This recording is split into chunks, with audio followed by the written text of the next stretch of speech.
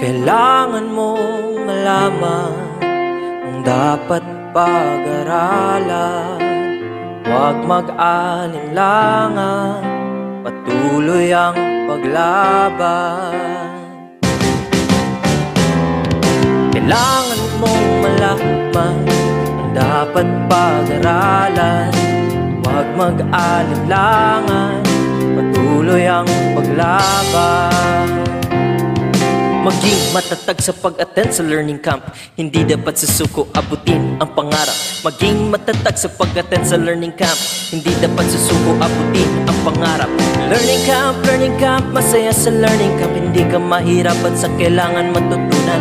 Learning camp, masaya sa learning camp. Tulungan ang sarili na maging matatag. Kailangan mong malaman ang dapat pag-aralan. Huwag mag-alinlangan, tuloy ang paglaban. Kailangan mong malaman ang dapat pag-aralan.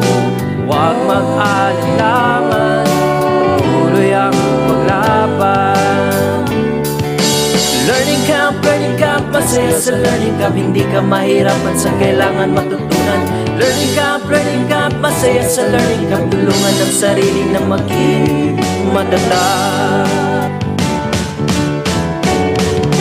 Learning camp, masaya sa learning camp. Hindi ka mahirapan sa kailangan matutunan. Learning camp, masaya sa learning camp. Tulungan ang sarili na maging matatag. Learning camp, masaya sa learning camp. Hindi ka mahirapan sa kailangan matutunan. Learning camp, masaya sa learning camp. Tulungan ang sarili na maging matatag.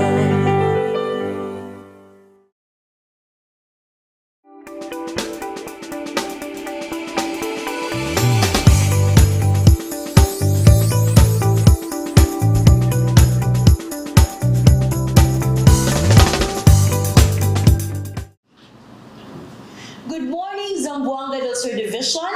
Tara na, mag-learning camp na!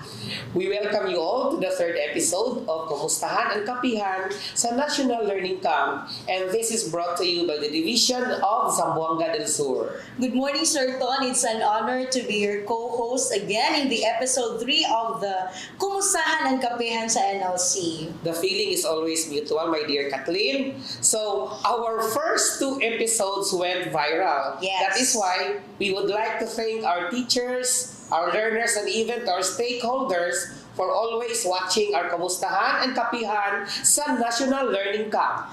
Of course, this Kumustahan and Kapehan sa NLC is an initiative of our superintendent where she envisions to have small talks over coffee about the implementation and progress of the NLC. You're absolutely right, my dear. Now, so this is a weekly event, and every week we will feature different personalities who will share to us insights about the implementation of the National Learning Camp. And this will be aired via Zamboanga del Sur YouTube channel, Facebook Live, and even through MS Teams. So we are inviting everybody to sit back, relax, and enjoy the rest of the day. We would like to give our warmest morning greetings to our Schools Division Superintendent, Dr. Janeline A. Aliman. To our Assistant Schools Division Superintendents, Dr. Raymond M. Salvador and Dr. Jerry C. Boquinquito. And to our Division Chiefs, Dr. Juliet A. Magallanes for Curriculum and Implementation, and Dr. Gay A. Abduhan for Governance and Operations. Supervisors and school heads. To all our division personnel. Our teachers, the National Learning Camp heroes. Our stakeholders and students. Ladies and gentlemen, Sure Sasur greetings to everyone. It is with great pride and honor to introduce to you our special guest for today. They are considered to be the pillars of our division. In terms of supervision and teaching strategies, wala nang hihigit pa sa taglay nilang duno. We are very proud to say that the Division of Zamboanga del Sur has assets who are really committed to give quality education for all. Ladies and gentlemen, please help us in welcoming Public Schools District Supervisor of Aurora East, Dr. Jesse Estaniola. And joining with him this morning is the President of the Teachers Association in DepEd Zamboanga del Sur. Do we have in the house Dr. Giselia Montialto? Good morning. Good morning. Good morning. Good morning, Sir Don. How are you? You may take your seat. Good morning, Ma'am. Good morning. Okay. All right, ma'am and sir, why don't you greet our viewers now from all corners of Zamboanga del Sur who are watching this live? Sir Jess? Okay. Good morning, Sir Ton. Good morning, Kat.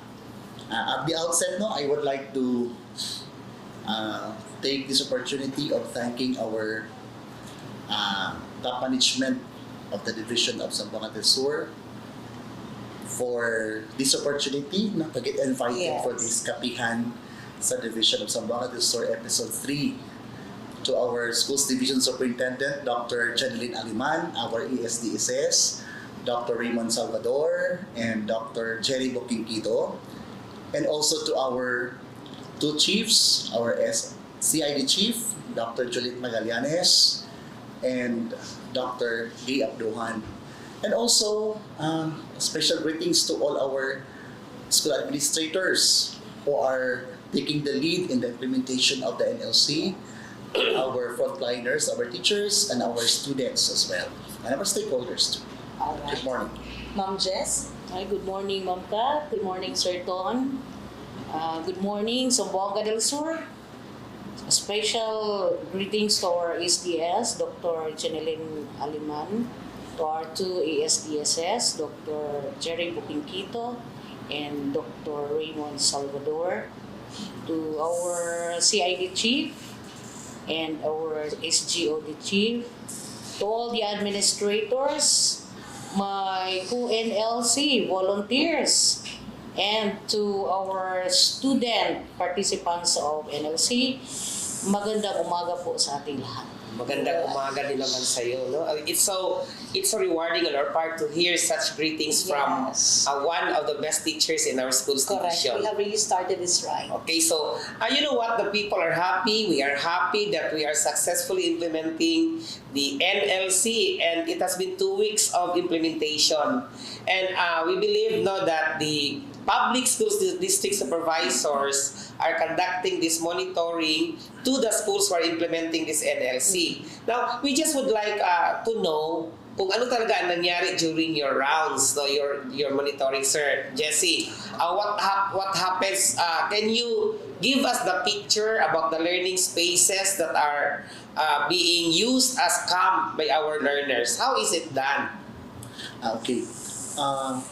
In Aurora East District, for 2 weeks of implementing NLC, in my rounds, I was able to observe how the teachers hold their classes in implementing this NLC. There are actually 2 venues that they've used. One is in the classroom, and the other venue is outside. Yes. So all students and learners are being catered in these venues. So as per observation, all the learning atmospheres are actually very conducive for everyone. Very nice, no? So that was the observations, by our public schools district supervisor during their monitoring. Now, we will now listen to the opinion or answer from the persons who are being observed from the teacher. One of the How is it done? heroes of One of the NLC. heroes of NLC. Okay, so About their learning spaces, Ma'am Giselle. I would like to take consideration also of the school as our umbrella for this activity. We have set 2 big spaces for the 2 case stages. We have bigger hall for the case stage 1 for the outdoor activities, and we do also have 1 space for case stage 2 for again outdoor activities. On Tuesday, Wednesday, Tuesday and Wednesday, we are doing all the activities inside the classroom. And then where all the rooms are also prepared, decorated. Even other rooms are placing small tents inside, putting balloons and yung mga triangles na parang fiesta. Really giving also the children the atmosphere na it's not like the regular year. Mura lang maglingaw-lingaw sila inside the classroom. And then pag Thursday, we'll all go out. And we call it as our tournament, also known as Dayak Day. Wow. Okay. That is Fun May filled. gano'n. may tournament or aka Dayak Day for the children. Okay, so I am just curious, no? Nung tinignan ko si Ma'am Gisela while answering that question, it came out into my mind na ikaw pala yung gumawa ng pledge, no? Panunumpa sa NLC. O naalala ko tuloy na ikaw pala yung gumawa ng panunumpa sa NLC and you are introducing it during the kick-off of that particular implementation. So bakit sumagi sa isipan mo, ma'am, na gumawa ng panunumpa? At first kasi, Sir Ton, when our principal, Dr. Myla Abayon, sent me the program of our first day, tingnan ko, what if, ma'am, lalagyan natin ng, just like the, Boy Scout and Girl Scout, what if lalagyan natin ng Pledge. promise pa? Promise. Oh, may promise talaga yung mga bata sa amin, ni-recite. How about, gagawa po tayo ng promise, law, yun pa yung nauna, sabi niya. Maganda. Pero ikaw yung gagawa. It's your idea. At may mind, sabi ko, maganda talaga siya i-include sa program. Kaya piniga ko yung utak ko para makabuo. Then, I shared it to one of the supervisors. Yes. Nakag-share na isa ka supervisor, ingon siya, Day, may day. Day, what if magbuhat po ka o panunumpa para sa volunteers and sa school heads? Ikopiga na naman to. Pero gusto ko. Kasi sayang yung chance, Yes. yung opportunity. So, pagka-afternoon na naman, yan, gumawa naman ako ng panunumpa. I-share na ako sa iya, ha. And then, giganahan mo po siya. So, I tried sharing it also to our SDS. Kaya, yun And na she was very nangyari. happy. Oo, na-share siya sa buong Zamboanga del Sur. Yun yung story doon.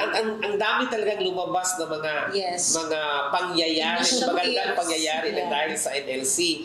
And habang ako ay tumitingin sa iyo, naisip ko tuloy, ikaw pala yung gumawa ng NLC kasi it was our superintendent who shared that information to us during our first episode of Kumustahan. Truly, Zamboanga Congratulations. is Thank you, sir. Congratulations. Zamboanga is really a home of brains and talents. Kaya kahit piga-piga na siya, Yes. diyan talaga natin makikita na kapag gusto talaga natin ang mga bagay na para makatulong Kung gusto, tayo sa mga kabataan, maraming paraan. Yun si Alright. Ma'am Giselle.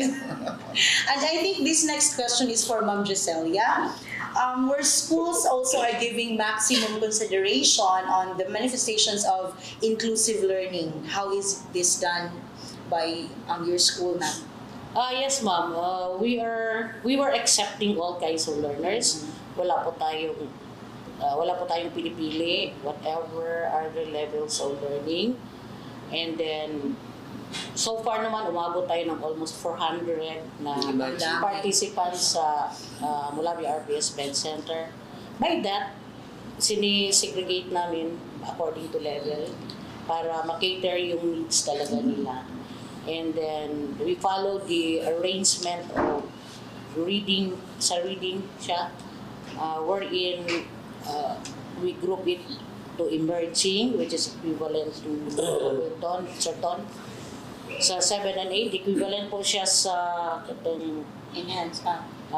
yung Consolidation. not the consolidation, the other Enhancement. one more, Enhancement. Enhancement. not the enhancement, the other one, Remedial. napaisa sa Intervention. Intervention. Okay. Emerging, which is equivalent to intervention. Then we have developing, which is equivalent to consolidation. And then we have the Transitioning. transitioning, which is equivalent to enhancement. Enhancement. So ganun po yung pag-group namin. In fact, may grade level kami na wala talagang emerging. Kasi walang Kasi ano doon. May sa developing, tapos marami doon sa gusto ma-enhance. But then sa lower grades, doon ang madami po tayong Emerging. ano po. Wala gibalibaran tanan gidawa. That's good to Okay. hear po, Ma'am Giselia. And I hope other schools in the division are also Yes. following that. And considering the number of pupils that they have, Yes. it's a very impressive, no? 400 But I just would plus. like to inform the viewers that Ma'am Giselia is one of the master teachers of Molave Regional Pilot School. So it's good for them to know so that they can picture out na how the NLC is being implemented in their school Yeah. at kung ano yung magiging itsura. I'm also excited. And we are hoping someday that we can interview one of the pupils you know, who Yes. are participants. Hopefully. Yes. Okay, so we have to proceed now to our other guest, no, Dr. Jessie Tanyola. Yeah. So we are all aware that the teachers for grade 7 and 8 no, are has been trained before the conduct of this NLC. So what about the teachers of the other grade levels? Paano yun? Are they also trained, sir? Yeah.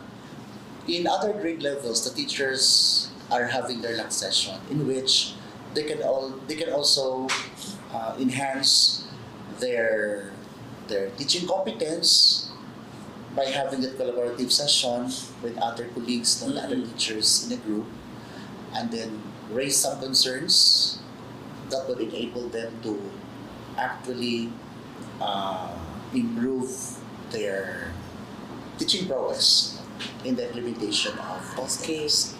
So talagang pinaghandaan, no? Yes. So they are always making sure that the implementation of the NLC is really in its place. Yes. All right. How about the status of the materials po? Were all the materials being received already by our schools? Yeah. The learning materials for the NLC? Yeah, exactly. For Aurora East, the grade 7 and 8 students have already received their learning materials. And per observation and rounds, and my observation, my rounds, these learning materials are already used by our students. Wow. And for the elementary, we just received yesterday the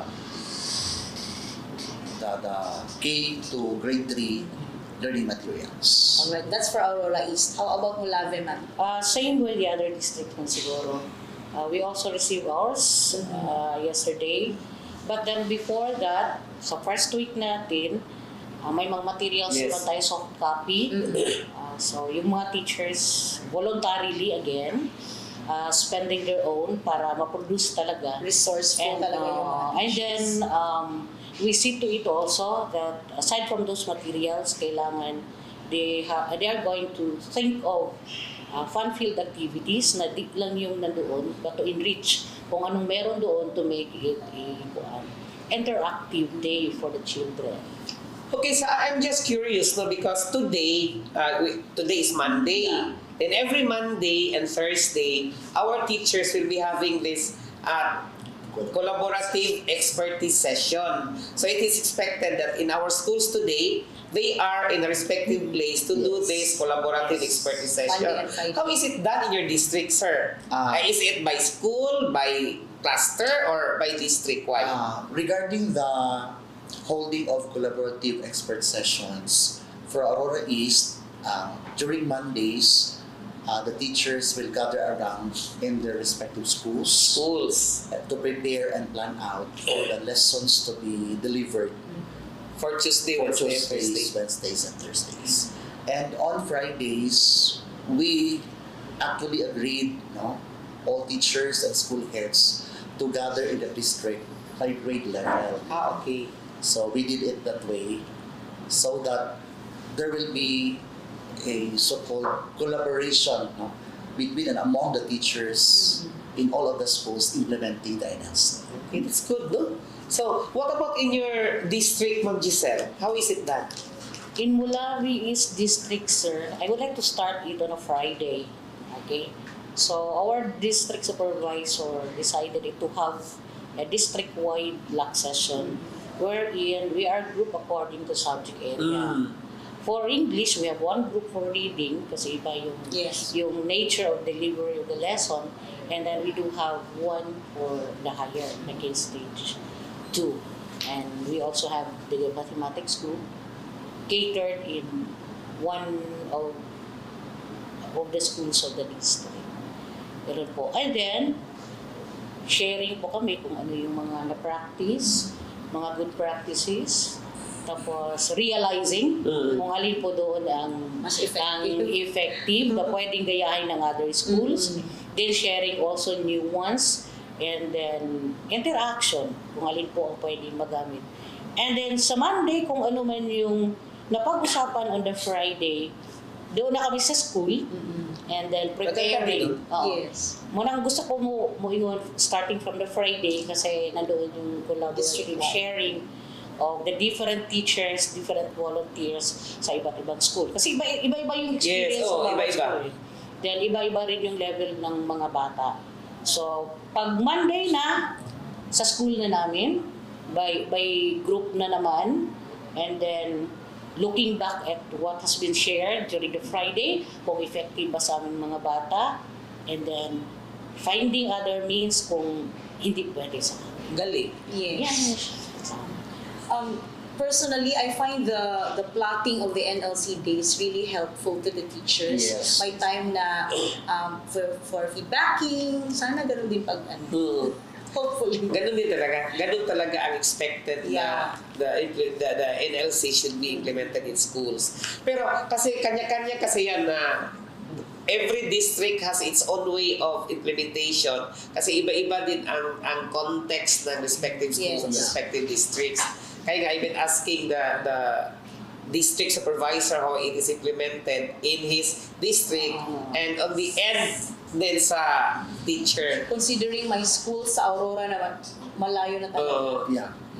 Okay, so maybe Sir Jesse can answer this question, no? Kasi supervisor siya. So, last July, no, the grade 7 and grade 8 students, no, they took the pre-test of the NLC assessment. So, in your district, sir, were all the grade 7 and 8 students took the pre-assessment, the pre-test of NLC? Yeah. For grade 7 and 8 students, out of the 5 national high schools who participated in the NLC implementation, I happened to interview the school heads. And one school head told me that they actually encourage all grade 7 and 8 students to participate in the pre-assessment. But according to her feedback, that after the graduation rites, some of the students were already on vacation. So kaya nga, there were only 384 students all out of these 5 national high schools participated in the grade 7 and 8. Grade 7 and 8. It's a good number.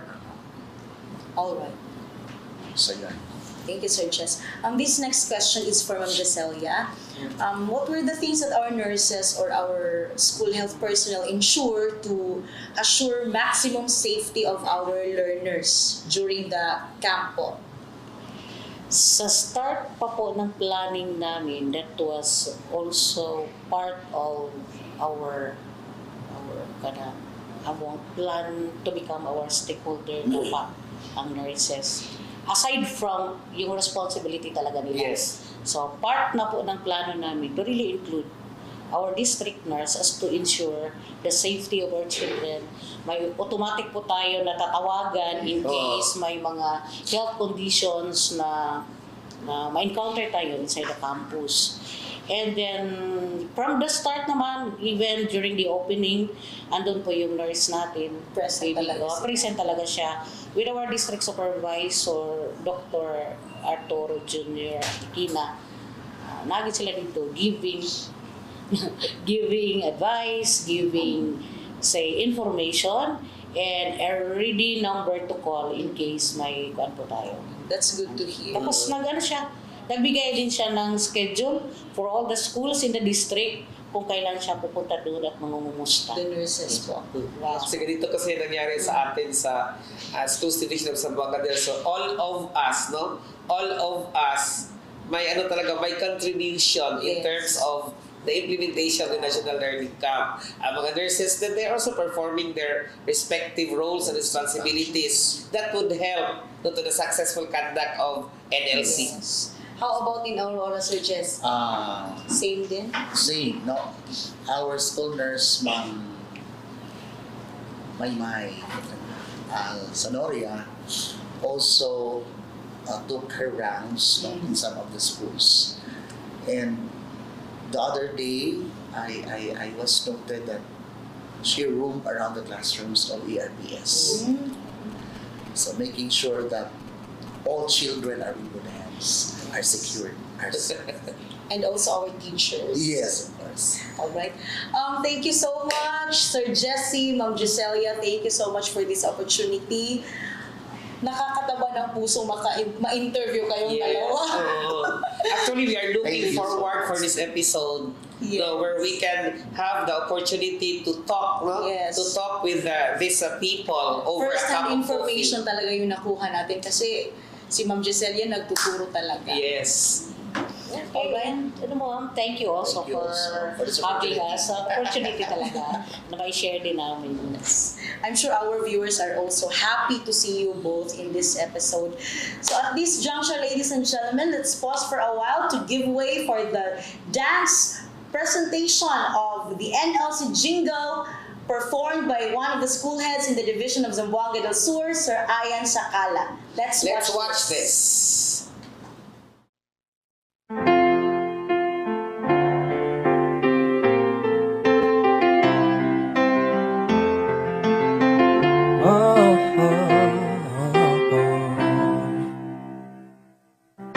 Kailangan mong malaman ang dapat pag-aralan. Huwag mag-alinlangan, patuloy ang paglaban. Kailangan mong malaman ang dapat pag-aralan. Huwag mag-alinlangan, patuloy ang paglaban. Maging matatag sa pag-attend sa learning camp. Hindi dapat susuko abutin ang pangarap. Maging matatag sa pag-attend sa learning camp. Hindi dapat susuko abutin ang pangarap. Learning camp, masaya sa learning camp. Hindi ka mahirapan sa kailangan matutunan. Learning camp, masaya sa learning camp. Tulungan ang sarili na maging matatag. Kailangan mong malaman ang dapat pag-aralan. Huwag mag-alinlangan, tuloy ang paglaban. Kailangan mong malaman ang dapat pag-aralan. Huwag mag-alinlangan, tuloy ang paglaban. Learning camp, masaya sa learning camp. Hindi ka mahirapan sa kailangan matutunan. Learning camp, masaya sa learning camp. Tulungan ang sarili na maging matatag. Learning camp, masaya sa learning camp. Hindi ka mahirapan sa kailangan matutunan. Learning camp, masaya sa learning camp. Tulungan ang sarili na maging matatag. Learning camp, masaya sa learning camp. Hindi ka mahirapan sa kailangan matutunan. Learning camp, masaya sa learning camp. Tulungan ang sarili na maging matatag.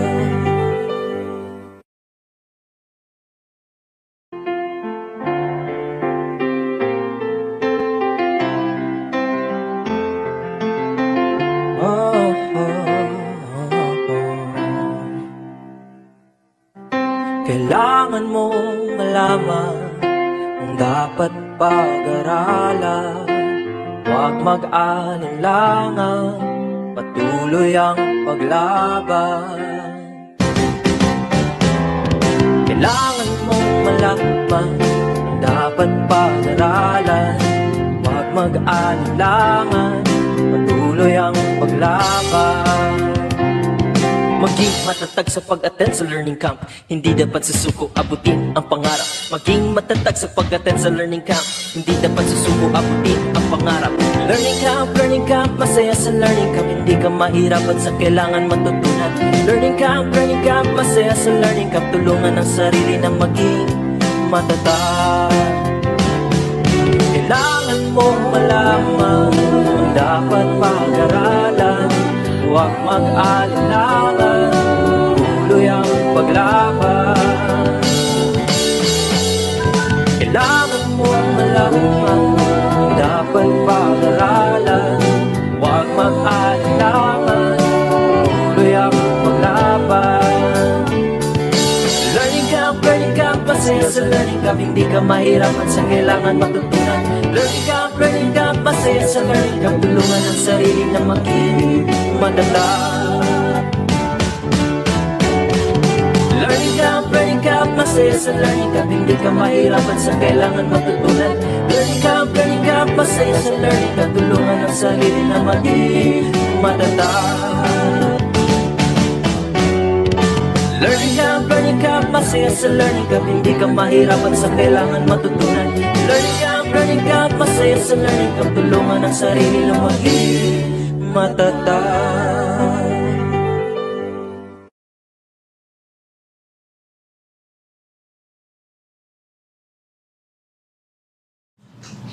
And we are back in the studio. Thank you everyone for tuning in. At this point, ladies and gentlemen, we will welcome new guests still from the field. The school heads in Zamboanga del Sur is indeed lucky to be led by strong leaders whose commitment and dedication are also beyond compare. To our viewing public, let's give our virtual applause to the President of Elementary Schools Teachers Association. We have in the house Mr. Nathan Dagohoy. And joining with him today is the fatherly school head of Paulino Dari National High School, the president of the Secondary Schools Teachers Association, Sir Quirino Paitan Jr. Okay, good morning, sir. Good morning, sir. Welcome to the studio. Welcome to the studio. Good Good morning, Sir John. You may take your seat, sir. Have a seat. Okay. All right. Sir, why don't you greet our viewers now from all corners of Zamboanga del Sur? Sir Jun.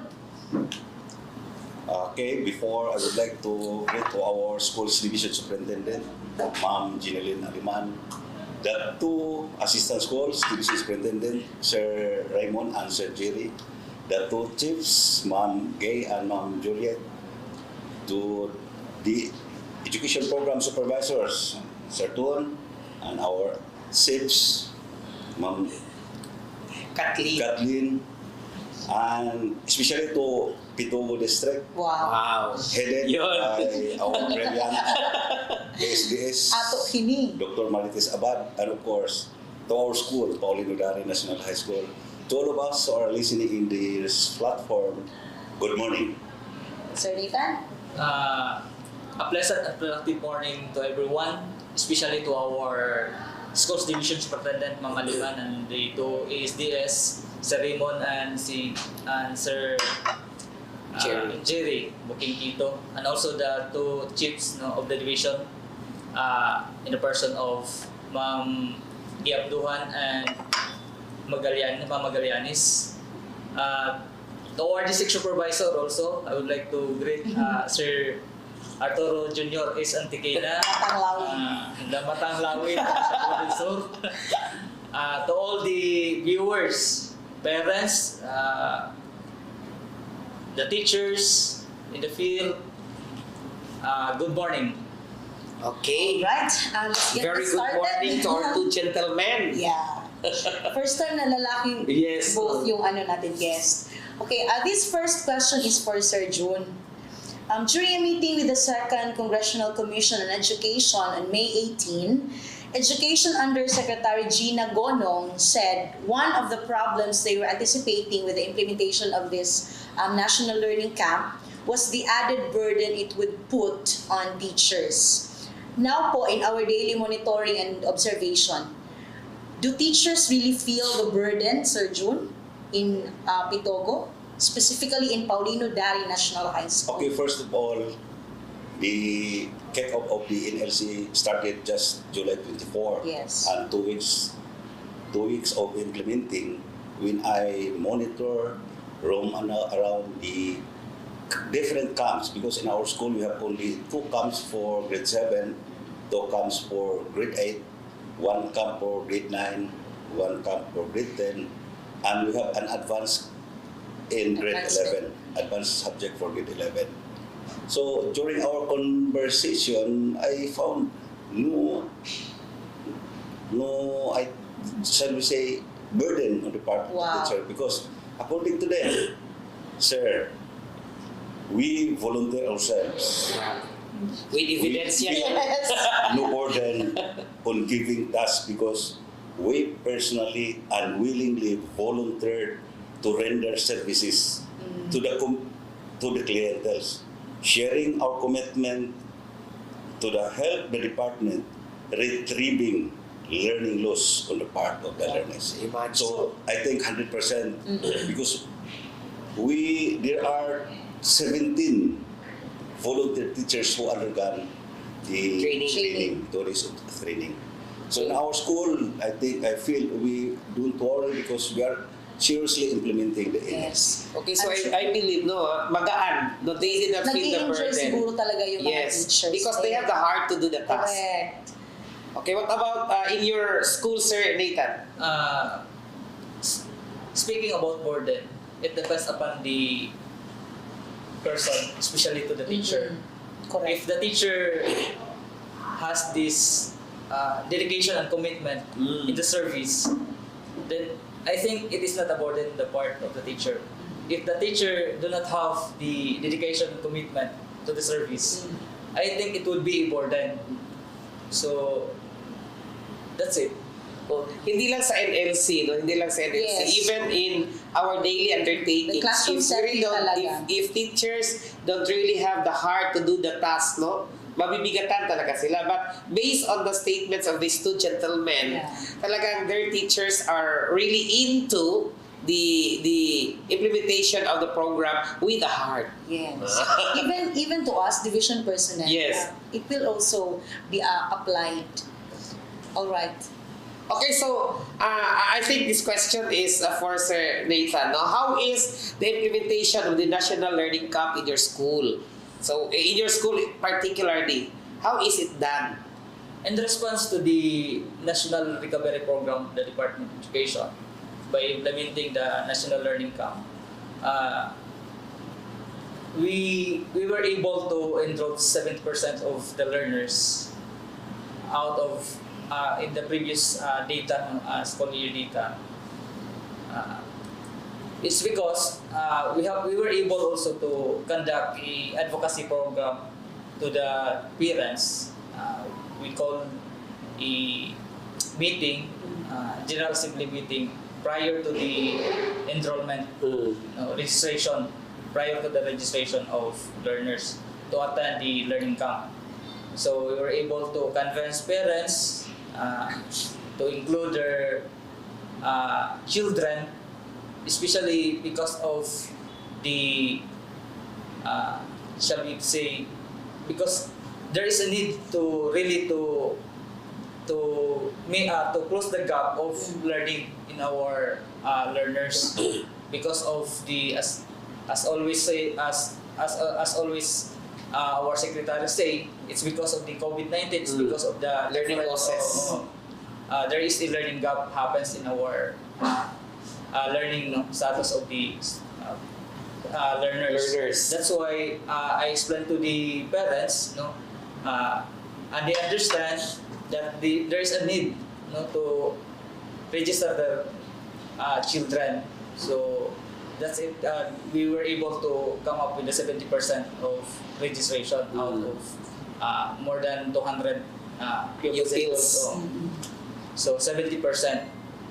And then, with respect to the implementation proper, yung sa sa week 1, since there is no materials yet, though there is e-copy of materials. The teachers, they printed the materials and they prepare by themselves. So the materials for the learners to really enjoy the learning camp, because it should be a fun learning. Yung hindi classroom setting yung dating. So they prepare everything. And there are also parents also observing the implementation in the first week implementation. They are very curious on how this learning come to happen. Differs how NLC differs from the regular classes. Regular class, that's it. No? So nakita naman nila na nag-enjoy yung mga bata, no? So may natutunan din, because what is being implemented in the field in the learning camp is are basic, because we are trying to close the gap of the learning gap, no? So babalik tayo sa basic. So basic naman, so may natutunan talaga yung mga bata sa learning camp. So what about in your school, Sir June? How is it done at first and until now? So first of all, during the implementation of the first week, we call a meeting. During Monday, we call a meeting with teachers to prepare, because the NLC classes will start on Tuesday, Wednesday, and Thursday. So we have enough time on Friday looking for the interested students. So in our school, we only have 2 learning camps, the consolidation and the enhancement. The same with the grade 8. And for the grade 9 and 10, that is enrichment. And also for the grade 11. So for the grade 11, I think that as advanced subject, so I told them you have to come up with the 80 hours for the whole summer. Because if we count in the memorandum, it is only 3 hours per day, but if you have to total with 5 weeks, it is 75. So we revised the schedule to make it 1 hour and 40 minutes per day, to make it 16 hours per week with a total of 80. So for 5 weeks? Yes, for 5 weeks. So there is no worry of the grade 11. But in grades, going back to grade 7 and 8, I think we find difficulty in attracting students, because out of 100 students in grade 7, only 16 found to be interested. How did you manage the problem? So this 16 is regular, but because I also give an attraction to them, I will solicit to our stakeholders. Looking for partners to give snacks every day. So There is always a way. Maybe our stakeholders at this time, we collected 6,000 pesos to feed snacks for that. So they are very much interested. So I also told them you can still contact your classmates to join us. Yes, pwede pa So maybe, yes, because in consolidation camp we have to conduct that with 5 weeks, while the enhancement I think 3 will weeks end lang po. next week. So This week po. yes, next week for the enhancement. So as of now, the one who is interested in school is still regular. So what about the learners for grade 7? Nag-increase ba yung niya, sir? Nag-increase from 16 to... Yes, Ngayon, ilan na? As of yesterday, from 16, which is already listed in the enrollment in the division, that is 16. So there were 3 additional Enrollment. I do not know if we can still add this enrollment for the NLC. Kaya bang mudawat pa ba ang enrollment sa additional? So there are still, because we are interested of my advertisement, we will provide snacks of that money come from the barangay officials of Supaydos, then from 1,500 for the PTA, then 1,500 for the alumni of the school. Okay, nakakatulong talaga yung mga something that will be given to the students. Alright, how about the learning materials, sir? Natanggap niyo na ba? Yes, of course. We received that, I think, Monday late in the evening. So Monday, then we distributed that Tuesday. It was first distribution in Labangan, then Tumalinaw for the District 2. Yes, sir. So I think more than enough. Based on the list, all 100% of the students in our school, so 100 plus, then they actually 16. So there are extra, but we gave that to I have 3 extension schools in Paulino Dare, Itogo High School, so I gave them also The materials. the materials. So How about in your school, sir? We received the materials through our administrative officer. The materials complete. So naanagay materials para nga magamit Nagamit na siya. nagamit na sa mga bata. No. Pasalamat po ta sa top management Yes. there nga nag-provide sila materials para sa mga bata.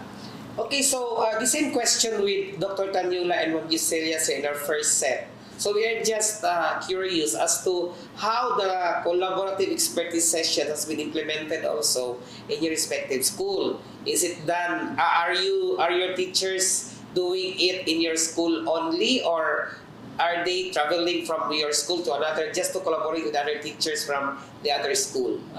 Or is it by district? Both school and district. While district, as what Ma'am Gisela said a while ago, no? District, we collaborate no, sa mga, During Friday? During Friday. Pag Friday, district-wide yan. Pupunta sila doon sa central school, all the teachers, they are segregated according to the learning area. Learning area. For the K-Stage 2, Science, Mathematics, and English. For K-Stage 1, Literacy and Numeracy. They are also Yes, sir. And who led that activity, sir? the master teacher in the district. They are also regrouped according to the groupings.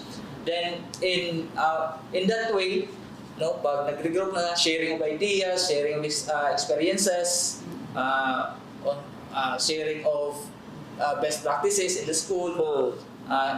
If that kind of practice in that certain school, pwede ba siya ma-adapt sa another school? So in Monday, yun na yung magpa-plan na yung sa school, another laxation o school laxation na. So doon na yung planning, preparation of materials, no, as derivative product of the laxation during Friday. I believe iisa yung supervisor ni Ma'am Gisela and Sir Nathan. Okay. Shout out to the supervisor of Malawi East, my former SEPS, Sir Jong Antikina. Okay, so that is the idea of the district no, on how to Yes. conduct the collaborative expertise session. We also would like to know how is it done in Pitogo, Pitogo sir? District. okay, so thank you, sir. For Pitogo is different from, I think, from the other district because during the first day we have a motorcade. So motorcade from the central, around the central. Then after the motorcade, there is a short program together with the stakeholders. That is district activity. Then after that, we return to our respective schools with 3, I think, band. Ferry with the Pongo. So ganun lang. So from the east, going home, the same what ang schools nga going to east, west, and the north. So the same, going home. So talaga pinaghandaan Yes, yung of course. parang orientation, parang dissemination, information drive. With information drive. the presence of Ma'am Nina Bakit? Kahon, Okay. the surrogate supervisor. Then after that, when we reach our school, that's the time to prepare the school laxation. And then How is it done by school level? Yes, by school level in the first day. But in the next, we decided to separate the laxation, the collaboration, separate we separated from the elementary and the secondary. Because we have different approach. For example, in secondary, I insisted to our supervisor na we separate in the secondary. Then I will encourage to those who are schools, to secondary schools in Pitogo district can join. To join. Yes. Yes, that's right. Join me because we have many teachers trained in English, Science, and Math, both grade 7 and 8. So that's it. For the elementary, the regroup also according to their approach. Mao na siya for groups na siya. Even this time, naagyon sa Pitugo karon, nag-lock ni the same venue, Paulino Darren High School, but different rooms for the secondary Yes. and different rooms for elementary. the elementary.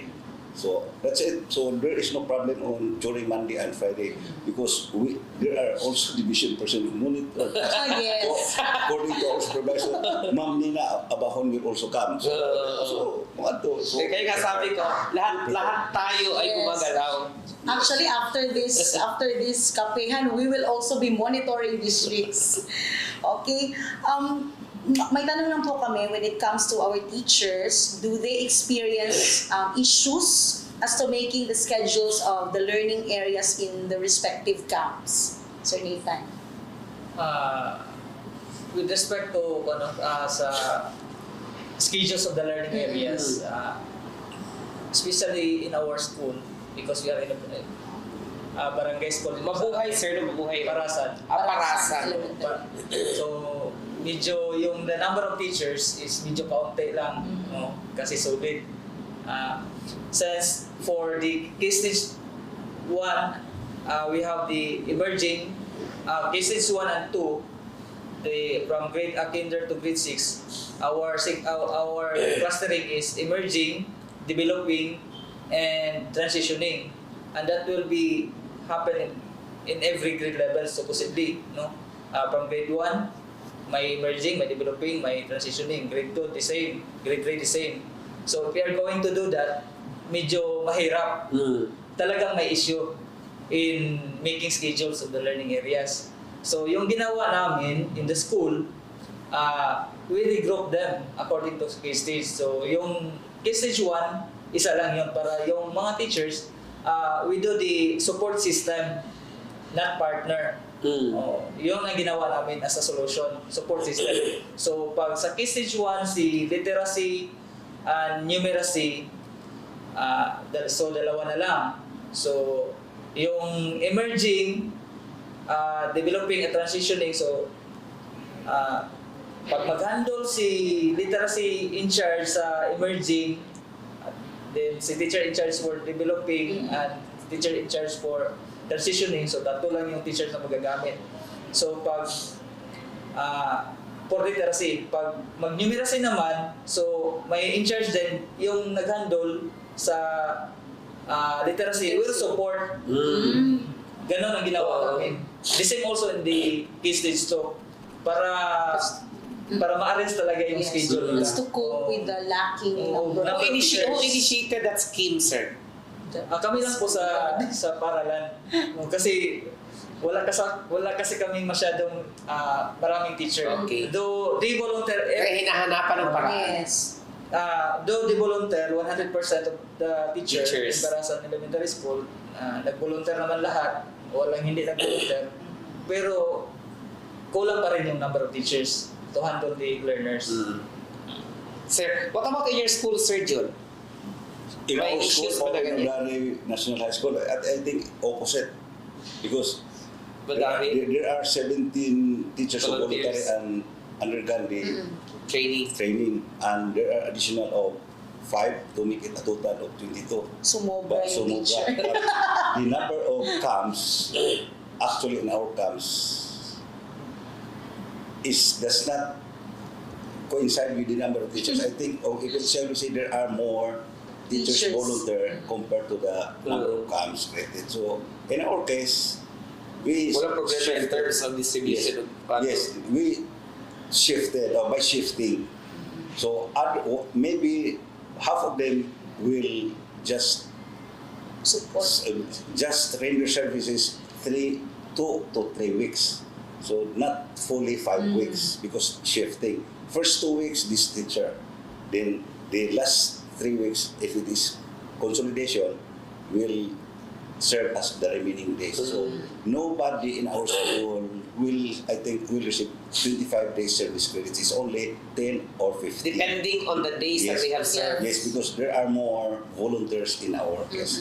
Okay, so there is no problem in their Yes. school. So what about, we have been talking about linkaging, no? Topic Partnership. partners and the implementation of this NLC. So, what are the usual items that our partners pledge to your respective schools, sir?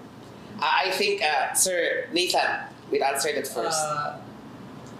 With respect to donations, regarding this National Learning Camp, kasi barangay school kasi yung sa amin, medyo considering the livelihood of the People in the community. people in the community, medyo hindi ganun ka galante yung mga tao doon.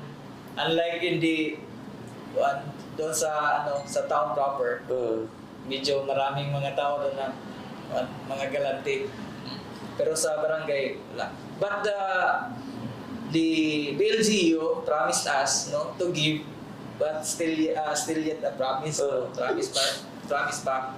Pero hopefully they will give, And while wala pa silang binigay, ang kanilang assurance lang na support, safety ng mga bata. Correct. Kasi may river kasi malapit sa amin. Yes. So baka yung mga bata, baka yung mga bata pupunta doon. So ang kanilang promise na they will secure the perimeter.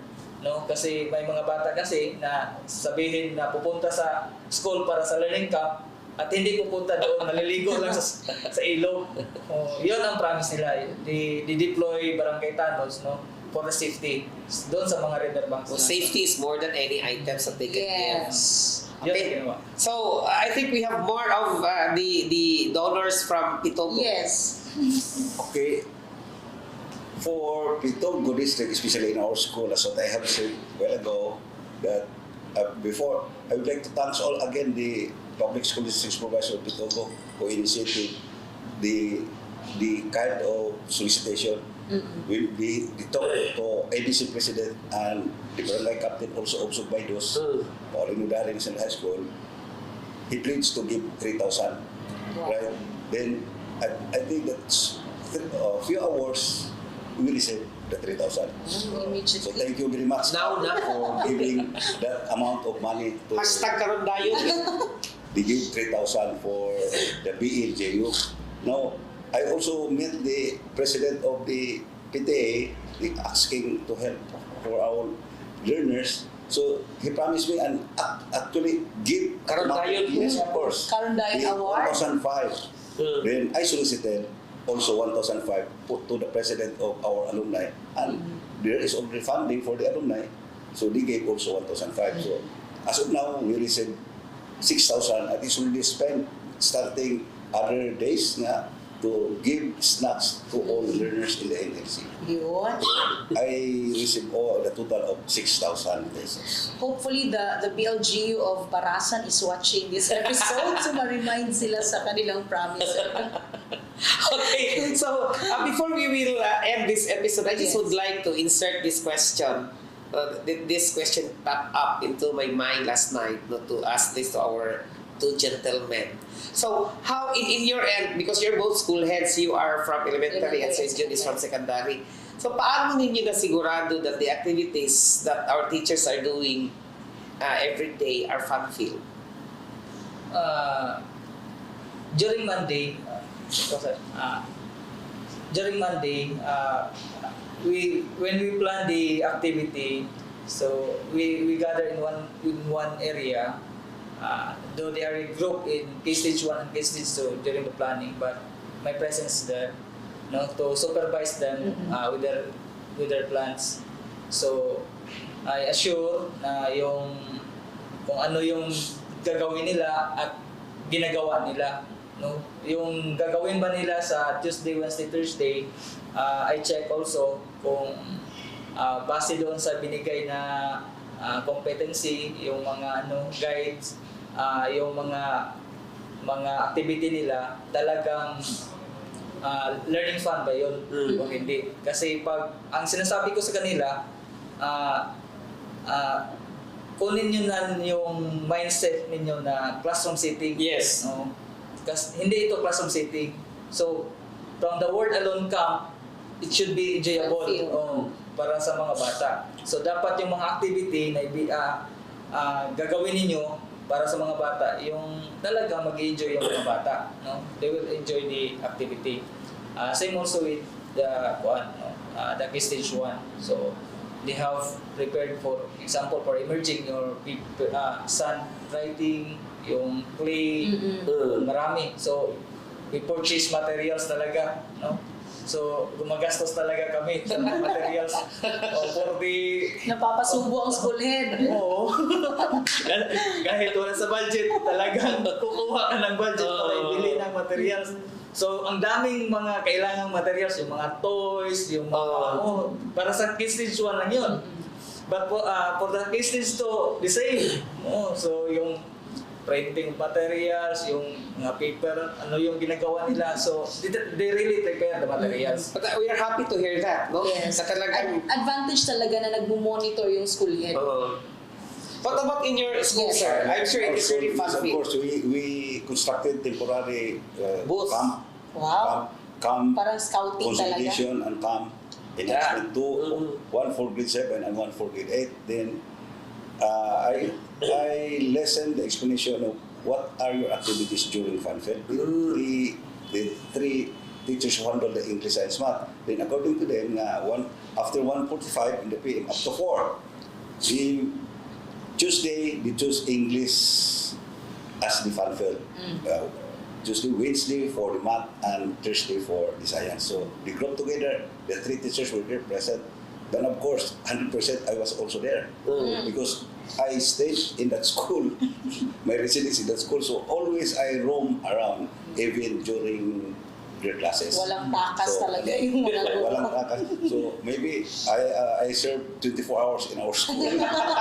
so I think that fun film is no problem because I told them you have to follow the activity listed on the NLC. All right, so I think that's everything. I suppose. Thank you, Sir Nathan. Thank you, Sir June, for answering the call and for accepting the challenge. Artista na po kayo. Thank you. So that's correct, no? And you know what? You can watch this episode again in Yes. YouTube using po our official YouTube channel. Okay, mga words to ponder natin ngayon. Ang sa akin, yung hindi mo mafe-feel yung burden if you are committed and you are dedicated to your work.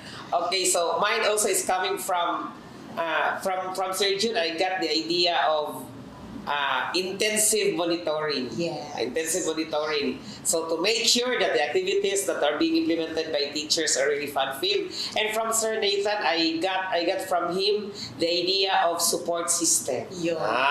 Support system para in connection with your takeaways that the teachers will not feel the burden. Yes. They are complementing with each other with the leadership of the school head. We find ways in DepEd. Yes, that's some Metro Bank. Yeah.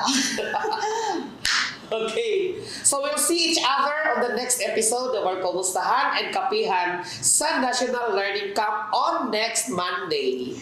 My name is Kathleen, And I'm Tony. saying, National Learning Camp suportahan para sa magandang kinabukasan ng mga kabataan. Learn and teach with the heart. To be great and smart, sure sa sur.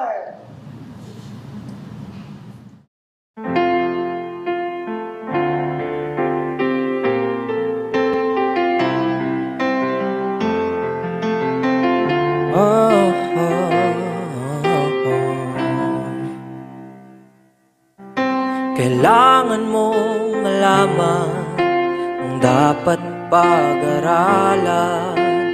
Huwag mag-alinlangan, patuloy ang paglaban.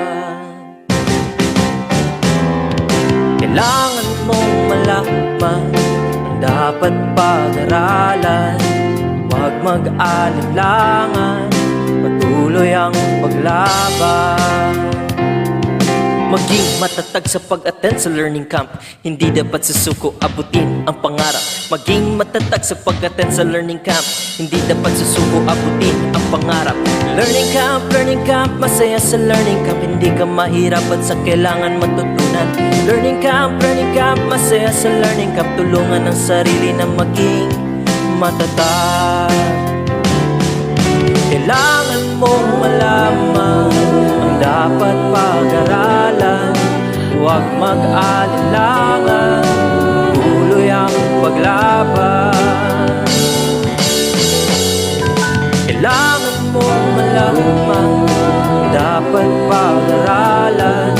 Huwag mag-alinlangan, patuloy ang paglaban. Learning camp, masaya sa learning camp. Hindi ka mahirapan sa kailangan matutunan. Learning camp, masaya sa learning camp. Tulungan ang sarili na maging matatag. Learning camp, masaya sa learning camp. Hindi ka mahirapan sa kailangan matutunan. Learning camp, masaya sa learning camp. Tulungan ang sarili na maging matatag.